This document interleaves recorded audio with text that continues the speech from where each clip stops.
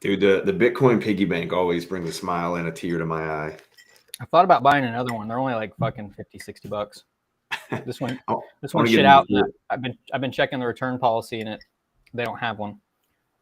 So for the chair.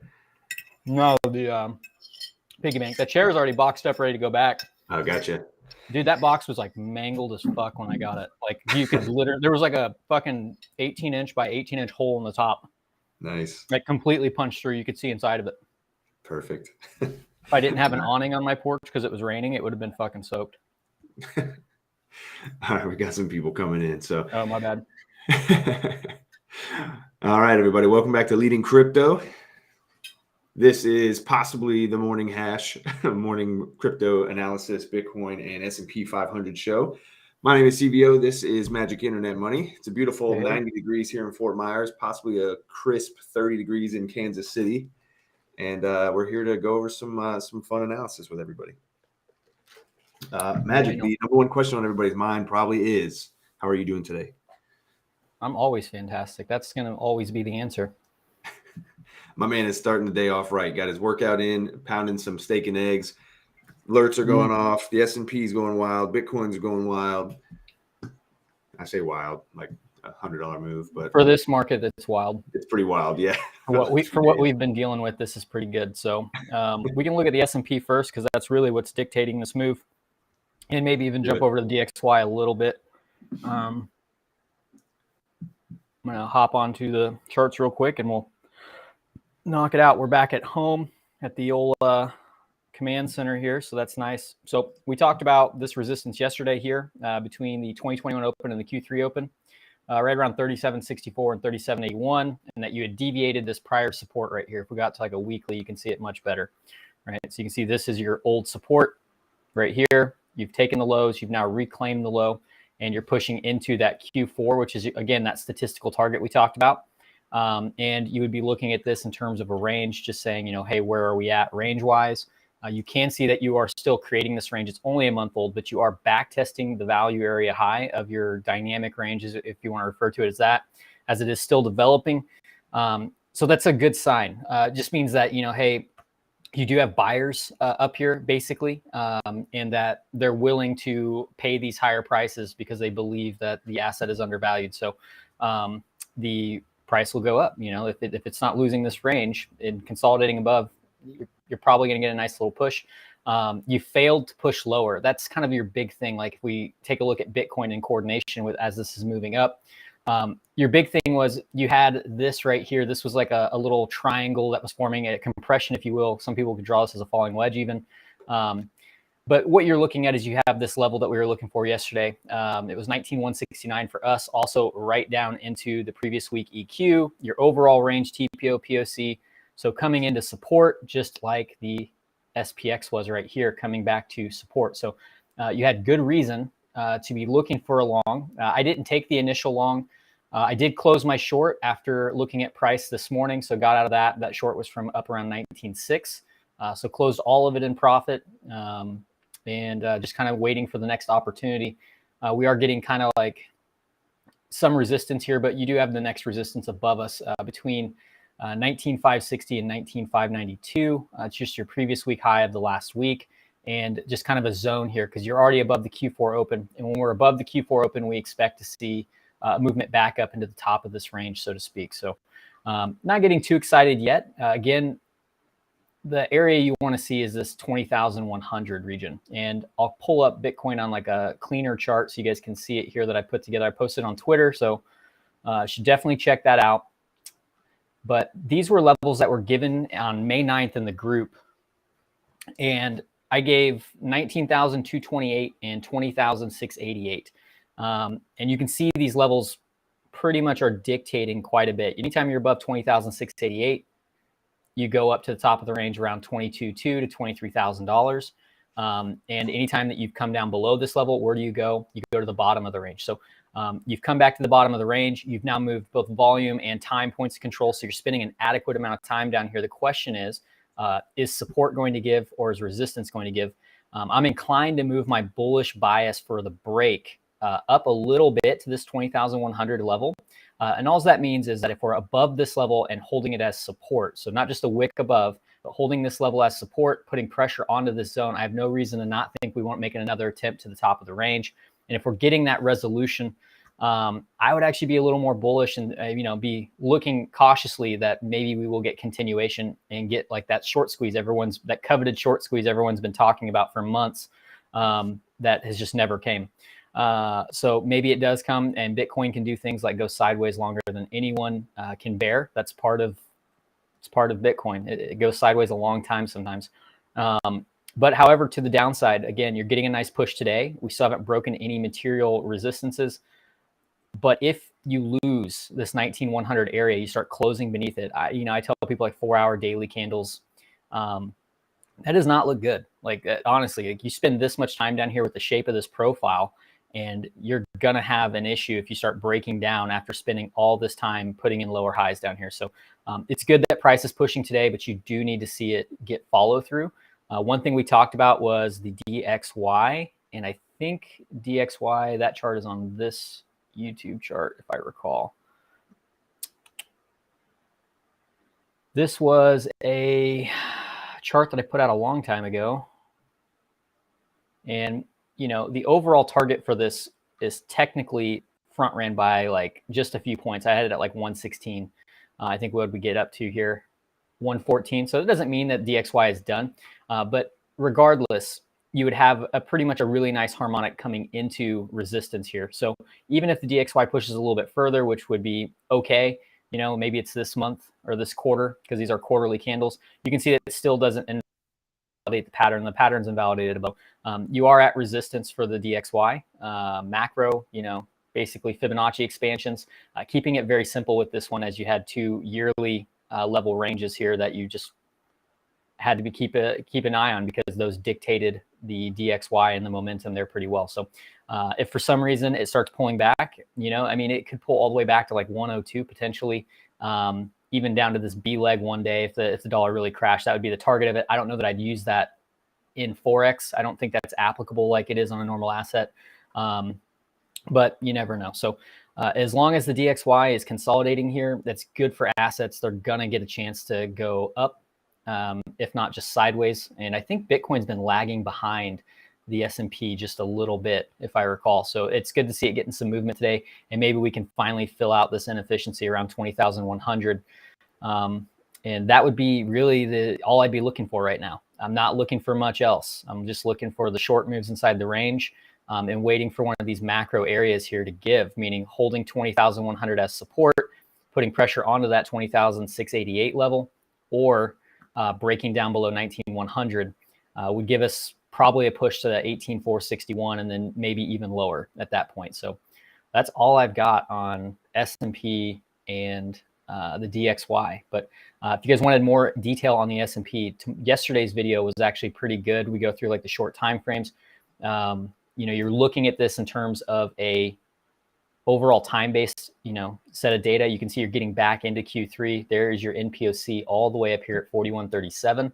That is the extra bullish case. And do we have anything else to support that? We start looking at our bi-yearly range.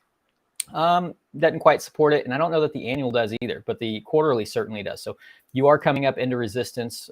Next key level is going to be 39.2341. If it clears 38.3167, because this is going to be an important area, because you got to remember, this is just the high time frame average of quarter 3, so the prior session in terms of quarters. And if you can trade above that, that's a good sign. That's like being above certain moving averages for people that trade moving averages. But until that happens, I would just stay cautious, stay patient. If you bought at the bottom, like I've got some longs that I put in below 19K. I've made that publicly known on Debate Crypto and a few other shows. I'm not afraid to cut those at a small loss if we break the range to the downside. But at the same time, hedging my bets to the upside is not a bad idea in this region. I'm just not willing to put on any more risk than I already have, because being a little cautious with it, as downside does seem more probable to me in the future. But that doesn't mean I can't be wrong. I'll be okay with being wrong on that. That'd be just fine by me. So I'll turn it over to you, CVO, if you've got anything you want to go over. Yeah, absolutely. All right. Yeah, it's all man. We've been consolidating in this entire, the market itself. Just we talked about this yesterday. Once again, anybody that missed yesterday's episode, give that a watch back. We will be doing these market updates essentially every Monday through Friday, 10 a.m. Eastern. Obviously, they're recorded here on YouTube for anybody that can't watch it live. You can watch it back after. But we were covering a bunch of ideas yesterday, and one of the biggest things is that in our trading group, we've covered the levels that, we're pretty much kind of going over some of them here and now. But we've been covering these as we've come into them, preparing for them for several weeks until, we actually had, executed on how to get there. And now it's a position where, in the coming weeks here, we're anticipating a pretty big, resolution, I guess you could call it, right? Is if we break this range either to the upside or to the downside, it's going to be probably a fast move. And what happens is it catches everybody offside. And I don't say that in the sense of everybody's going to be not in the market, but it's just going to catch everybody off guard, I guess. And it's classic market moves, right? That always do that. It bores everybody out, just as Magic alluded to a second ago.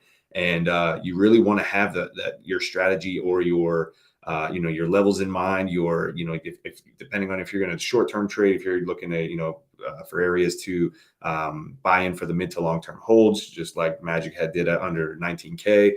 Personally, I was looking for Ethereum back again at 1220 after we had the levels that we came down to for the range low at 880 here.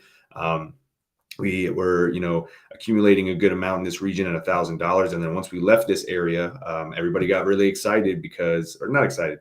This is a really good example of how when we left this area after we had all this time here, everybody was chasing, right? And, expecting that the bull run is right back on. We're coming into a time frame now too, where we're coming to a year after the market high. And if we break to the upside for everything, just be cautious, right? Because it's one of those things where it's going to be really easy to fall in love with the idea that the bear market is over once again, because traditionally, which to me, I think those old traditions, can't necessarily be weighed on too much anymore, or they shouldn't be your only leg to stand on, I guess, is just by saying, there's a 4-year cycle, you go through a 1-year bear market and then it's up only. I don't necessarily know if that's going to be the case, right? So, and whatever, we'll see how it all plays out.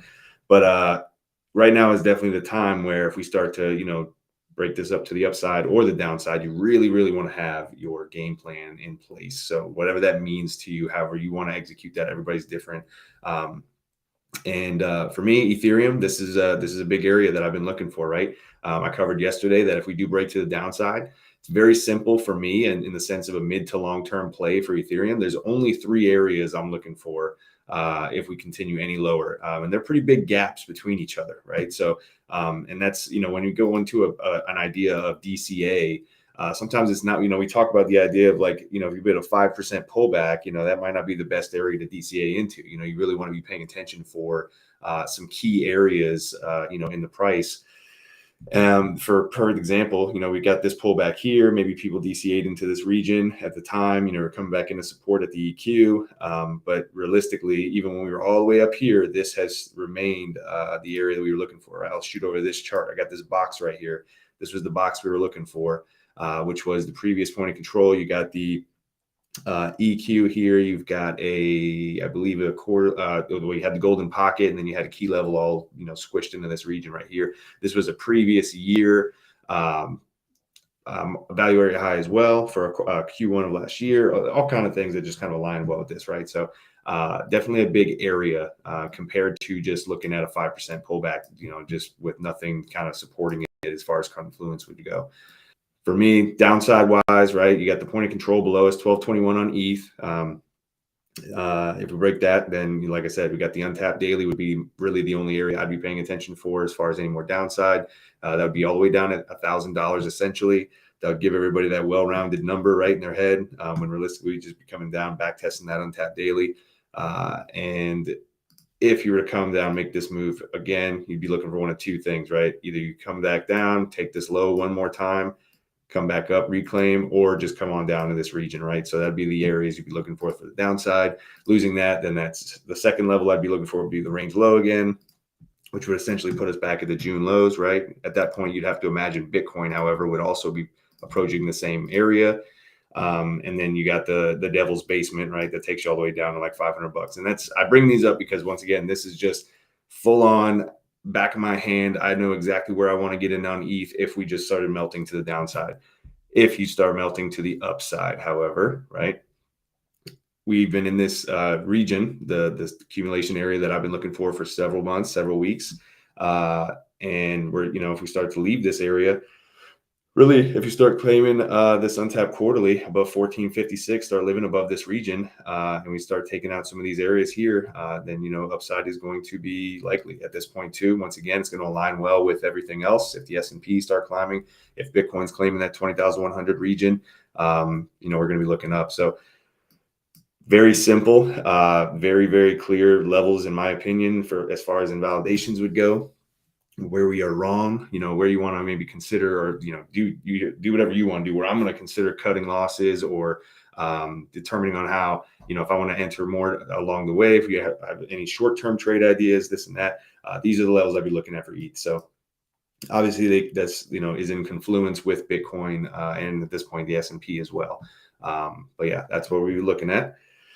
And what else we covered today? Yesterday we covered Solana, so I just wanted to kind of touch on that again, because when we're looking at some of these coins, right, Solana has had some really, really bad news, and when I think back to like Ethereum, and I'm not saying Solana is going to be the next Ethereum or whatever, but when you come down to it, like the fundamentals, right, always align with the technicals in almost opposing fashion. Sometimes you get the dumps in a technical fashion, and then it's like paired up with maybe a medium negative news catalyst, and you get a pump, and there's like some very mediocre positive news catalyst, or you can make it a positive news catalyst, right? Like you can actually make the same news catalyst either or, sometimes on a small move.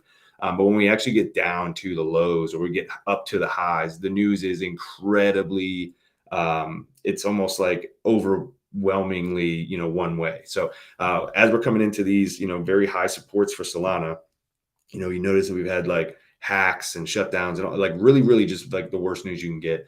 To me, I pay a lot of more attention when you start getting really, really rough news to some of these things, or really, really great news, like XRP, for example. Last week, as we were coming up to the range high, we literally just rotated the range. We covered this one yesterday as well. Let me see. Let's pull that up before we finish up. XRP is a really good example. We ran up. We literally just rotated the range. Really nice move, 80% from not even the low, just from where we were to the high. And you started getting like rumors of the SEC dropping the lawsuit, right? Just overwhelmingly crazy good news, or like people could make it overwhelmingly crazy good to incite the FOMO and whatever. So when all we did was just, like I said, the technical was coming into a pretty high resistance. Solana, I think, is at that point for the low, right? So I just bring that up because I think there's an opportunity here. Yesterday, I think we were just about $27. So we've had a little move to the upside so far, even without leverage, right? So this is like, on a lot of these altcoins, you don't need 10, 20x leverage. And even if you catch it right at the, perfect area, yeah, you'll win big. But for the most part, if you use a stop loss, you're going to get wicked out every time. And I say every time, but a lot of times on 10x or more. And then if you don't use a stop loss, then you're just putting up for, you're just liquidated, I guess, or just going for a 10% move. And that's really not the way to play. So for Solana, right, you do have about a 5% window to the low. Lose the low, that would be an area you'd want to probably start considering. Stop losses, alerts if you're in spot holds, to consider cutting your loss if we start losing this, getting a back test, things of that nature. And this is a really good reason why this is a tough area to consider putting, or these are really tough to put on any kind of leverage, because that's a really big gap. If you start leveraging that up 2x, then that means you're putting yourself at a 10% loss just to get wicked out, right? However, on the upside to some of our targets here without leverage, this untapped quarterly key level is a big one for me. That's a 30% move, zero leverage, right? We got the point of control, which is our natural target within the range, comes in at a 40% move, golden pocket 45, I bring up the percentages because once again, you don't need high leverage for the altcoins. Solana, I think, is posing a pretty nice move just within the range. Even if we get a full rotation, could take us up back to like $55, which would be like a 90% move for somebody that's picking up around these levels. So, and we'll see how the news starts looking. Right, you'll see how a random, Robinhood lists Solana or something like that pops up. Okay. Going to take a peek at Sushi today as well. That was another one we've been in and out of in the group for quite some time. Haven't really seen too many people touching on it, so I just kind of wanted to bring up some things that don't just get normally tossed around out there. But Sushi on a very simple scale here, to me, you got a really simple range here. You are coming in possibly making a lower high. They get rejected off the value area high here, so possible to come back all the way down to this point of control. This is one of those times where if you're not in a position, you'd be looking for something like this, right? So if you do break the value area high, you get the back test of the high at 150. So from now, that's about a 5% move, right? You'd miss out essentially on 5%. So if you waited for this confirmation, however, you would not be putting yourself at risk necessarily of coming all the way back down to this point of control, which where we are right now. Oops. And that's not to say we have to stop at the point of control if it came down, right? That's a 15% drop if we have it. As far as upside would go, you'd want to come up and take this value area high, get the reclaim. And then for me, I'm really just targeting this untapped quarterly up here, right? We'd have probably zoom in on some smaller targets in between. This would be a short-term play, in my opinion. And you got a possible 46% move. Like I said, I'll probably, dive in and, dig up some intermediate targets in between, and that's without leverage, right? So, you don't have the leverage sweats overnight. They just want to bring that up. So for right now, one of the two things, looking for a possible pullback down back to the point of control. We did basically cycle this range in full, got the back test. So essentially, in theory, you're targeting the point of control at the moment. You are getting some rejection up here, putting in a lower high possibly. So we'll see how that plays out. See if anybody's talking over here. Danny, what's going on? OC H bar. Oh man, I'm gonna have to update my H bar tomorrow. We're covering H bar. We're covering it nice. It might be a whole video. T-Bone, what's going on? All right, got a pretty good crew in here today. Hope everybody's enjoying their Tuesday. Magic, I picked up what was it last night? Mitch Ray, his live stream. He was going over the 93rd anniversary of the Great Depression or the Black Thursday or whatever it was. Made me think of you for some reason, but he was like, I'm the oldest guy here, so yeah. Do you remember where you were back in 1929? My father's balls. So it's the only place I can think. The father's balls. I did pick up a short, by the way. You were doing your thing, but I did pick up a short. Let's see it. Let's see where we at here. It's off of this. If you're in the group, you know exactly what this is. I'll show you exactly why we took it for anyone that wants it. So we'll see if we get stopped out here. But this is, I have my own way I do pitchforks. This was the pitchfork for yesterday, and I've just kept it, overlaid it for today's price, and you can see you've deviated it, come back in it, and rotated it. So I treat it just like a range. Now the target is the EQ. Short entry for me was about 19,483. I did miss out on the top there, but I was willing to wait for the weekly open as well. So I didn't quite get what I wanted because that was 19,560. So looking for the session VWAP, basically 19,417. That's going to be the first take profit. It's a really quick move. It's only like $60, but you got to think it's about 1/3%, a little bit of leverage. My fees are all covered because I did limit in and I'm going to limit out. So it'll be a nice little chunk of change. I didn't get as many contracts as I want, only 36,000. So I'm really not going to make a ton of money on it, but we still got to see if we're going to hit that take profit over time here, or if I can get up to the weekly open and see if I can't get a fill there. So it'll be interesting to see what it does.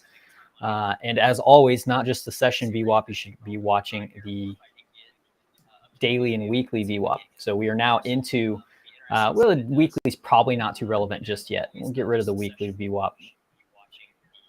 But you've got the monthly VWAP coming in right at the monthly or quarter four open. So good confluence there that this, if 19.4 can get flipped, you can start putting pressure back up to that weekly open daily area here. That's that box that you saw on my previous chart here.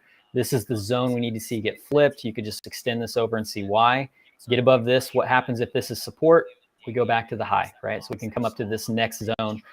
So just taking it level to level for a day trade. You know, if you're swing trading and you picked up longs here, I think that this is a take profit, at least an initial take profit. You know, just a little bit off the board. Pay yourself a little bit. Make sure that you're getting, you know, your nut out of the whole thing, and then move on. You know, if you start losing 19.4 again, well, probably coming back down inside the range, and you know, you've got a pretty simple way to look at it. I would say the weekly is going to get it very, very well this week. You know, you can just look at it from here. It gets it very well. You see you're outside of the range right now. So if you start losing 19.4, that monthly VWAP, one would expect you to come back down to the point of control at like 19.3, and then probably come back to this weekly, and we play the game all over again. You know, will it be support? Will it not? So for now, things look good. And we'll see what happens with that position. But hopefully it hits a take profit by the time we're on here. But it shouldn't be too much. It's probably gonna be like $100 on the day, but that's a good way to start the day. You know. Beautiful, sir. It's the power of just marking your levels, guys. Everybody that feeds you all this crap about macro, this and that, mark your levels, take the trades. You know, watch your order flow when you get to that position. Come over to XO. Still got Twins Delta up. Just wanted to see how that was working out, but I'm going to go over to mine. And yeah, you know, you can see you're coming up to that weekly open. OI is good actually on it. You're getting some solid OI here with some selling imbalances, but nothing crazy. So you do want to see this move get some move down. And then you've got the, you know, weekly value area high, the daily value area high, previous value area high, all kind of stacked in here where that Q4 open was. So again, that's a must take profit because that level is support until it's not. You know, the moment you lose that though, we can start looking down in like this 19.3 and so forth, right? So if you don't lose it, this may just pump and keep going, you know, in which case I'm going to get stopped out, probably lose $100 instead of make $100, and we'll call it a day, you know. We'll not call it a day, but we move on to the next trade. It's really not a big deal. We will call it a day, sir. I still can't get over the dad's balls joke. All right, just for my man OC, he says, less concerned about H-bar. However, you're getting an H-bar update tomorrow. It's a long-term hold. Awesome. That's the way you should consider some of your long-term plays. Shouldn't matter in the short term. More curious about the beaten down big community coins like ADA. Man, the big community coins will die for their coins. So they will die before the coin dies. So looking at ADA, however, we did something pretty rough, right? So had a pretty big area here, right? Basically, you know, came down, spent a lot of time at the low of the range. Very similar to actually what Magic was just pointing out with Bitcoin, right? If we start losing that 19, I think it was 19.1, whatever, towards the low, right? And doing something like this, I mean, it's not the vibe you want to be seeing. Spent a lot of time at the low of this area, and we basically hammered down, lower high, broke the low. And it's not really where you want to be living, right? So short term, for me, you got 37-cent Cardano right now, right? You really want to get back above 41.5 cents. Let's call it 42 cents for any continued upside, right? So it's very possible. And, you know, a lot of times you actually see some of these moves pretty quickly, right? But that would be the move that I would want to see for any more upside at the moment, right? This was definitely an area where you wanted to have a stop loss in place right at the range low, right? We've talked about this, covered this exact range several times in the group. I think we've been on Coffee and Crypto covering Cardano quite a bit. And this was your area, right? So doing so would have essentially, you know, saved you from a possible 17%, you know, pull down. And basically you're looking to, you know, re-enter at that same point. So you're, you know, in theory, you shouldn't lose anything in that regard. And at the same time, if we fall lower, you have a better opportunity to enter at a lower area. Now, the issue of where we are right now, if we don't come back into 41 cents, which once again, the whole market would probably have problems across the board. I don't see Cardano just melting down to the downside by itself. But there's zooming out, right? We're taking a look at the daily here.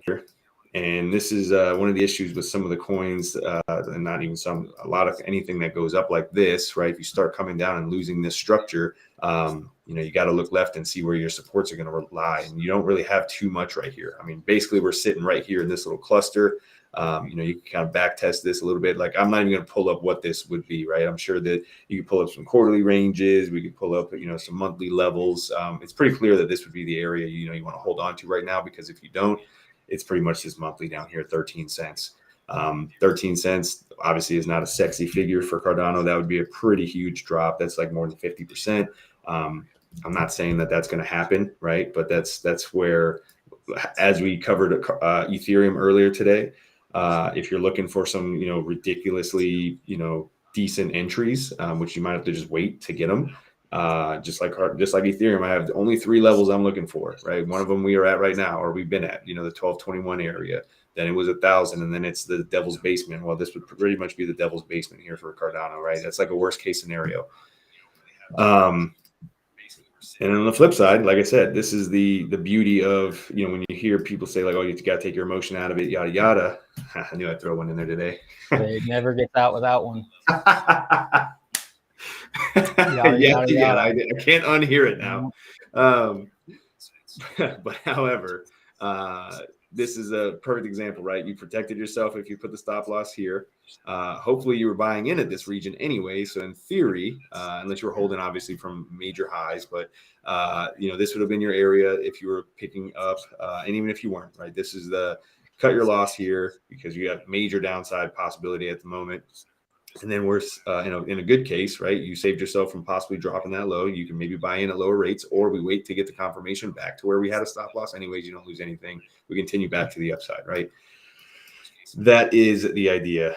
You got some pretty big bullish divergence too, since like 13th of October coming in, right? As you got, higher low coming in on your RSI, lower low coming in here. Obviously, we're, getting a little play out of there. It doesn't necessarily confirm for a bit, and you are almost into overbought area. But I think that, one of those moves is very possible, especially if we get a decent little rally out of the market anyways. You can get a pretty quick move back into the range. You just want to look for the rejection here, though. That would not be what you want to see either. You don't want to come up to 41 and get a hit to the downside. So, that's what I'd be looking for Cardano. And then Matic is the last one I wanted to cover here. And Matic. And if you all are interested, we do have a website launching here. I'm trying to get it done by this week. It's going to have some new specials for a couple of, if anybody wants to join the Discord server for Leading Crypto. The link to the Discord is down in the information section of the YouTube video here. We got the same, specials going on in there as well. So in there, we've got the Academy where, Magic and our order flow and open interest specialist, Burr Max, he's not on today, but he'll be on with us starting next week. He's over there in Dubai living it up.